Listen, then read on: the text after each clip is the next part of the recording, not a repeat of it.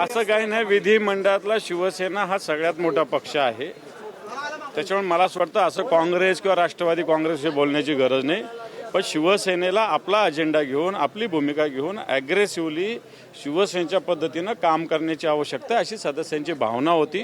ती पक्षप्रमुखांसमोर मांडली आणि तशा पद्धतीनं आता परवाच्या दिवशी पुन्हा महाविकास आघाडीची बैठक आम्ही ठेवलेली आहे. या सगळ्या विषयावर परवा सुद्धा चर्चा होईल. यावेळेस आक्रमकपणे शिवसेना दिसणार आहे का? आक्रमकपणे शिवसेना दिसत नव्हती ती.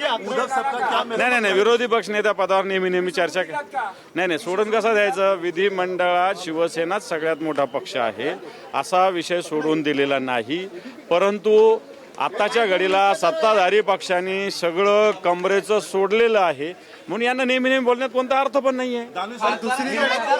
आक्रमकपणे शिवसेना दिसणार आहे का? हे पहा, खासदारांच्या मतदारसंघामध्ये पुढच्या आठवड्यामध्ये माननीय उद्धवजी ठाकरे साहेबांचा शनिवार, रविवार, सोमवार असा दौरा आहे.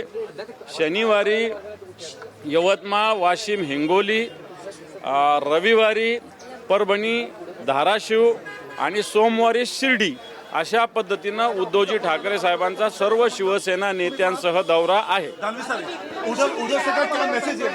मराठी मी बोलणे दो ना पहिले. नाही, उशीर नाही, असं नाही. अधिवेशन चालू आहे, सगळे आमदार पण उपस्थित असतात. मला असं वाटतं हे खासदार ज्यांनी गद्दारी केली यांच्या म्हणण्याला कोणता अर्थ नाही. त्यांना या सगळ्या गोष्टी माहिती आहे. त्यावेळेस आता बैठकीत ती चर्चा झाली. 22 आम्ही जागा लढल्या होत्या. 22 खासदार निवडून आल्यावर काय पंतप्रधान नव्हतं होणार शिवसेनेचा. आम्ही सत्तेत येणार नाही, त्यांना माहितीच होतं. आता मला असं वाटतं सत्ता संपत्तीच्या प्रलोभनापायी यांनी अशा गोष्टी केल्या असून दुसऱ्यावर दुगाण्यात जोडणं हे मला वाटतं चुकीचं आहे. त्याची चिंता शिवसेना करत नाही. पण या मतदारसंघात शिवसेना संघटनेच्या रूपानं मजबूत आहे आणि या मजबूतीच्या माध्यमातून पुढच्या निवडणुकीला आम्ही ताकदीनं सामोरं जाऊ.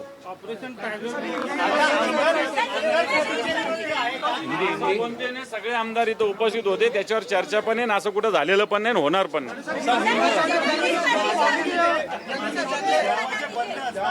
सांगितलं जातं वारंवार.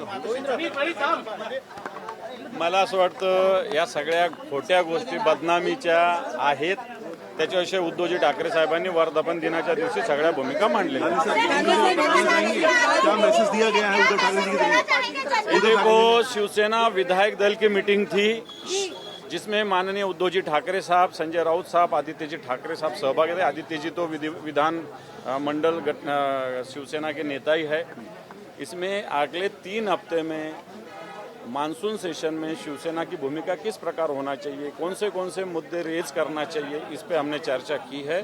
और आने वाले सेशन में एग्रेसिवली शिवसेना जनता के मुद्दे उठाएगी. उद्धव जी का विधायकों को मैसेज क्या है? उद्धव जी का विधायकों को मैसेज यही है कि जनता के प्रश्न, जो बाकी संगठना में जो कोई गया होगा, गद्दारी होंगे, होने दो, लेकिन जनता के जो प्रश्न है उसके लिए शिवसेना के विधायकों ने एग्रेसिवली सदन में आवाज उठाना चाहिए. ये भूमिका माननीय उद्धव जी ने रखी है.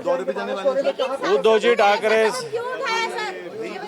जी ठाकरे साहब अगले हफ्ते में 27, 28, 29 जून को उद्धव जी ठाकरे साहब का दौरा है, जिसमें वो यवतमाल, वाशिम, हिंगोली, परभनी और धाराशिव का दौरा करेंगे, शिरडी का भी दौरा करेंगे. और ये जो यहाँ पे सांसद बोल तो खासदार गए हैं, उनके कॉन्स्टिट्यूंसी में ये प्रोग्राम होगा.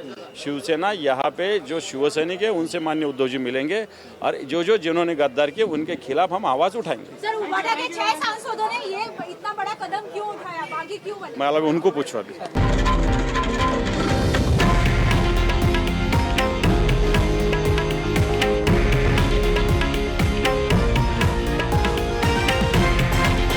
हे आहे देशातील नंबर 1 न्यूज नेटवर्क आणि आपण पाहत आहात TV9 मराठी, एकमेव.